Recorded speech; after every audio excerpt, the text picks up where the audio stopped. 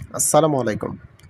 সুপ্রিয় অডিয়েন্সগণ সবাই কেমন আছেন? অবশ্যই জানাবেন। আজকে আমরা জানব লিচু চাষ এবং লিচু চাষের চাহিদা এবং বাংলাদেশে কী পরিমাণ লিচু চাষ হয়েছে, কোন কোন জেলাতে সবচেয়ে বেশি, সে সম্পর্কে। বাংলাদেশে লিচু একটি জনপ্রিয় মৌসুমী ফল যা প্রধানত মে-জুন মাসে বাজারে পাওয়া যায়। দেশের বিভিন্ন অঞ্চলে লিচু চাষের পরিমাণ নিম্নে দেওয়া হলো। দিনাজপুর লিচু উৎপাদনের জন্য বিখ্যাত, যেখানে বেদানা ও বোম্বাই জাতের লিচু চাষ করা হয়। ঈশ্বরদী ও পাবনাতে প্রায় ৩,২০০ হেক্টর জমিতে লিচু চাষ করা হয়, যা দেশের মধ্যে অন্যতম বৃহৎ একটি এলাকা। রাজশাহীতে প্রায় ৫৩০ হেক্টর জমিতে লিচু চাষ হচ্ছে, যেখানে চায়না থ্রি, বোম্বাই ও মাদ্রাজি জাতের লিচু চাষ উৎপাদন হয়।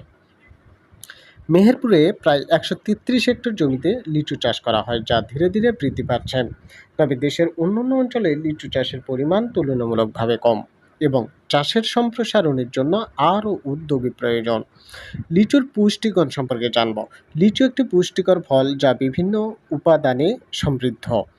ভিটামিন সি লিচুতে প্রচুর পরিমাণ ভিটামিন সি রয়েছে, যা রোগ প্রতিরোধ ক্ষমতা বৃদ্ধি করে থাকে।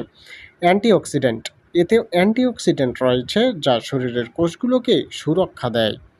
খনিজ পদার্থ লিচুতে পটাশিয়াম, কপার, ফসফরাস ইত্যাদি খনিজ পদার্থ রয়েছে, যা শরীরের সঠিক কার্যক্রমে সহায়তা করে। তবে খালি পেটে অতিরিক্ত লিচু খাওয়া থেকে বিরত থাকা উচিত, কারণ এটি পেটের সমস্যা সৃষ্টি করতে পারে। সারা দেশে লিচুর চাহিদাটা আসলে কেমন? লিচু বাংলাদেশের অন্যতম জনপ্রিয় ফল। এর স্বাদ, গন্ধ, রসলতা একে বিশেষ করে তোলে। মে-জুন মাসে লিচুর মৌসুমে বাজারের চাহিদা তুঙ্গে থাকে, তবে উৎপাদনের সীমাবদ্ধতার কারণে চাহিদার পুরোপুরি পূরণ সম্ভব হয় না।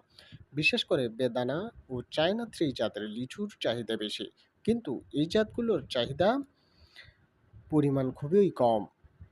লিচু একটি দ্রুত নষ্ট হওয়া ফল, তাই এটি সংরক্ষণ ও পরিবহনে বিশেষ যত্নের প্রয়োজন রয়েছে।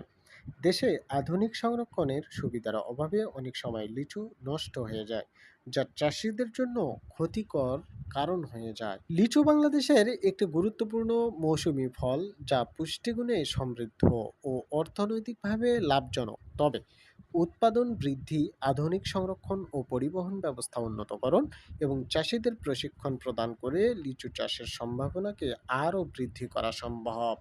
সুপ্রিয় ফলোয়ার্সগণ, আজকের প্রতিবেদনটি এ পর্যন্তই। ভিডিওটি যদি ভালো লাগে তাহলে অবশ্যই আপনারা কমেন্টের মাধ্যমে আমাকে সাহস এবং উৎসাহ দেবেন। আপনারা যদি সাহস এবং উৎসাহ দেন